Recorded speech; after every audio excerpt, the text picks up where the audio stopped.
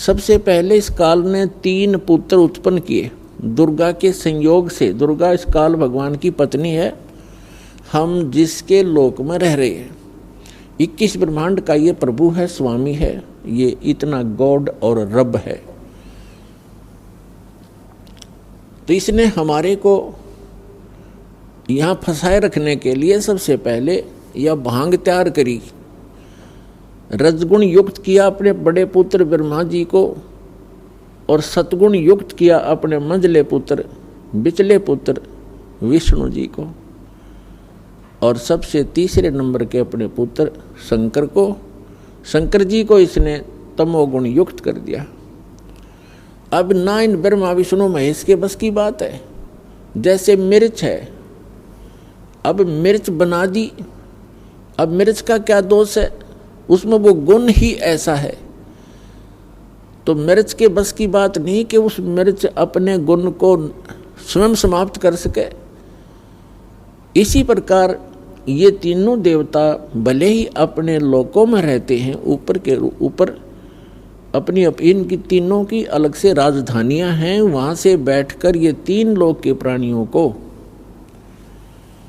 पृथ्वी लोक, ऊपर स्वर्ग लोक और नीचे पाताल लोक के, इन तीनों लोकों के प्राणियों को ये प्रभावित कर रहे हैं।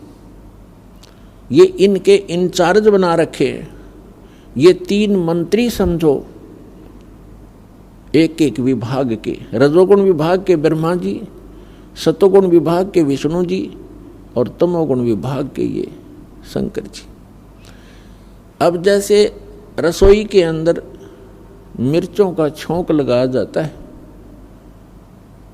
मूल वस्तु साकार रूप में रसोई के अंदर है मिर्च और सब्जी, और उस मिर्चों की वहाँ से निकली हुई वो सूक्ष्म तरंग, उसका जो प्रभाव अन्य कक्षों में, अन्य रूम्स में बैठे हुए प्राणियों को, घर के सदस्यों को भी प्रभावित कर रही है और उनको छींकें आनी शुरू हो जाती हैं। तो उन व्यक्तियों की बस की बात नहीं कि वे छींकों को रोक सकें। तो पुण्यात्माओं, आप और हमको, इंक्लूडिंग ब्रह्मा विष्णु महेश जी को, इस काल भगवान ने हमारे को विवश करके यहाँ रखा हुआ है। ये ब्रह्मा विष्णु महेश जी के शरीरों से वो किरण निकलती हैं, वो तरंगें निकलती हैं, और हम 3 लोक के प्राणियों को वो छींकें आ रही हैं। कौन कौन सी छींकें हैं? काम, क्रोध, मोह, लोभ, अहंकार की। और इनको रोकना आपके बस की बात नहीं है। इसका विकल्प बताया परमात्मा ने, एक अल्टरनेट बताया है कि सतगुरु की खोज करो, और सतगुरु कौन होगा, सतगुरु की पहचान क्या होगी, ये हमारे सभी सदग्रंथ भी बताते हैं। सतगुरु की सबसे पहली पहचान बताई है कबीर परमात्मा जी ने अपनी प्यारी आत्मा धर्मदास जी को, कि जो संत मम सत शब्द दरढ़ावे, वा के संग सब राड बढ़ावे। ऐसी संत महंतन की करनी, और धर्मदास में तो से वर्णी। पहली पहचान बताई है कि जो मेरा प्यारा हंस, मेरा भेजा हुआ दास, जिसको मैं सतगुरु बनाकर भेजूंगा। सतगुरु का अर्थ होता है सच्चा ज्ञान प्रदान करने वाला, और सच्ची ही साधना उसके पास हो, और वो अधिकारी हो उस नाम के दान करने का, सभी मर्यादाओं का वो पालन करता हो, जैसे सभी कंडीशन पूरी हो, तो वो सतगुरु होता है। और वो हम मेरे सच्चे ज्ञान का जो प्रचार करता है, जैसे कबीर पंथ तो अनगिन है, कबीर पंथ के अंदर गुरु अनगिन है और सभी प्रचार करते हैं, किसी का कोई विरोध विवाद नहीं है। हरिदास ने जिस दिन से सच्चा ज्ञान प्रारंभ किया है, उसी दिन से हर तरफ से विरोध प्रारंभ हो गया था। लेकिन परमात्मा साथ होता है तो विरोध लास्ट में व्यर्थ ही होता है उन लोगों का, और फिर उनको पछताने के अतिरिक्त कुछ भी हाथ नहीं लगता। ये तो पहली पहचान बताई है। फिर दूसरी बताई है के सतगुरु के लक्षण कहूँ मधुरे बैन विनोद। 4 वेद 6 शास्त्र वो कहे 18 बोध। सतगुरु का दूसरा लक्षण बताया है कि वो एक विशेष ज्ञान प्रदान करता है और सर्व सद्ग्रंथों को आधार मानकर अपना ज्ञान प्रचार करता है। सभी सद्ग्रंथों का, सभी धर्मों के मूल ज्ञान का वो ज्ञाता होता है। फिर श्रीमद् भगवद गीता के अंदर 4थे अध्याय के 34वें श्लोक में और 4थे अध्याय के 32वें श्लोक में एक विशेष प्रमाण दिया है। गीता ज्ञानदाता ये ब्रह्म है। श्री ब्रह्मा, श्री विष्णु, श्री शिव जी के पूज्य पिताजी हैं ये, और इन तीनों की माता दुर्गा है। तो इसके लोक में हम रह रहे हैं, ये काल है। इसको श्राप लगा हुआ है 1 लाख मानव शरीरधारी प्राणियों के सूक्ष्म शरीर को। इसके 21वें ब्रह्मांड में एक तपतशिला है जो एक बहुत गुप्त स्थान है। इसके अतिरिक्त यहाँ का प्राणी वहाँ कोई नहीं पहुँच सकता। ऐसे गुप्त स्थान पर इसने ये अपना जो है एक भोजनालय बना रखा है। तो 1 लाख मानव शरीरधारी प्राणियों के सूक्ष्म शरीरों को वहाँ तपतशिला, एक बहुत बड़ी तई है पत्थर की, अपने आप ऑटोमेटिक गर्म रहती है,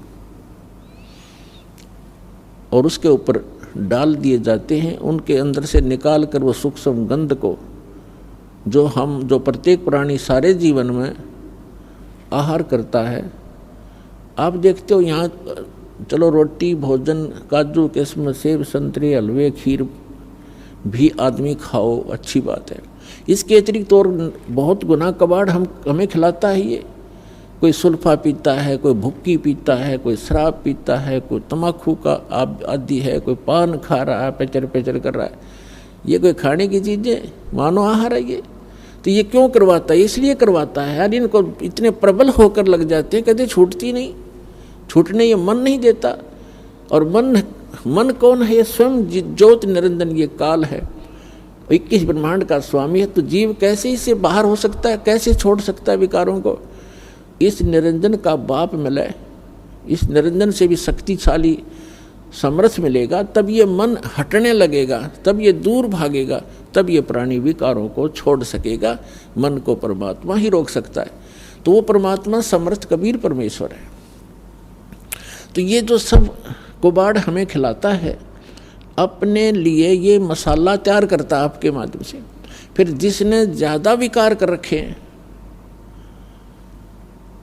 उसमें से इसको ज़्यादा आनंद आता है और उसको तपतशिला पर ज़्यादा समय तक भुना जाता है ताकि उसमें से सब गंध निकाल लिया जाए।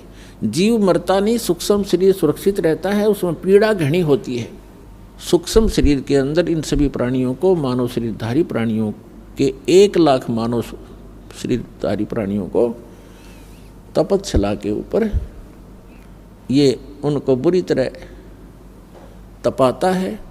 और जैसे खील बुनते हैं, चटक पटक करते हैं, ऐसे करते हो प्राणी चटक पटक, और उनमें से सब गंध को निकाल कर फिर उनको भेज देता है, उड़ा देता है। कोई टाइम फिक्स कर रखा है ऑटोमेटिक। फिर ये प्राणी अपने कर्मानुसार धर्मराज के दरबार में पंक्ति में खड़े हो जाते हैं अपने नेक्स्ट लाइफ के लिए क्या आदेश होगा इसका। फिर कर्मानुसार जिसने गधा बनना गधा बनो, राजा बनना राजा बनो, देव बनना स्वर्ग में जाओ, और 84 लाख योनियों का संस्कार है तो वहाँ भटको और धक्के खाओ। इसने अपना उल्लू सीधा करने के लिए आप जी को यहाँ रोक रखा है। तो इस यहाँ जो हमें एक 4थे अध्याय के 32वें श्लोक में और श्रीमद् भगवद गीता अध्याय 4 के श्लोक 32 और 34 में एक विशेष ज्ञान दिया है।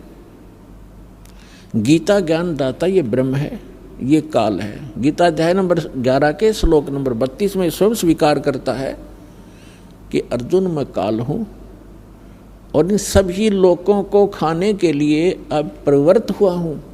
यदि श्री कृष्ण बोल रहे होते गीता का ज्ञान तो ये नहीं कहते कि मैं अब प्रवृत्त हुआ हूँ, अब आया हूँ, श्री कृष्ण जी तो अर्जुन के साथ पहले ही विद्वान थे।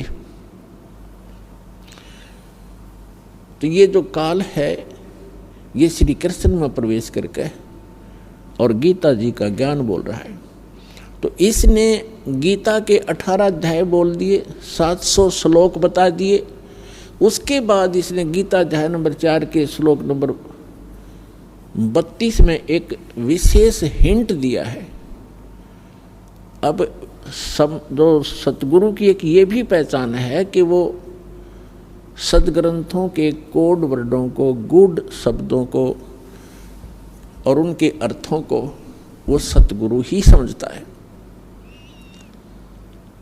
तो इसमें क्या बताया है कि गीता अध्याय नंबर 4 के श्लोक नंबर 32 में सारा ज्ञान देता हुआ बीच में हिंट देता है कि मैं जो ज्ञान दे रहा हूं ये कंप्लीट नहीं है। और कंप्लीट यानी पूर्ण यज्ञों की, यज्ञ माने धार्मिक अनुष्ठानों की संपूर्ण जानकारी ब्रह्मणे मुखे, ब्रह्मणे माने उस सत्य पुरुष सच्चिदानंद घन ब्रह्म पूर्ण परमात्मा सर्व सृष्टि रचनहार ने अपने मुख कमल से वो वाणी बोली होती है। वो कंप्लीट ज्ञान है। उसके अंदर आध्यात्मिक अनुष्ठानों की जानकारी विस्तार के साथ कही गई है अर्जुन।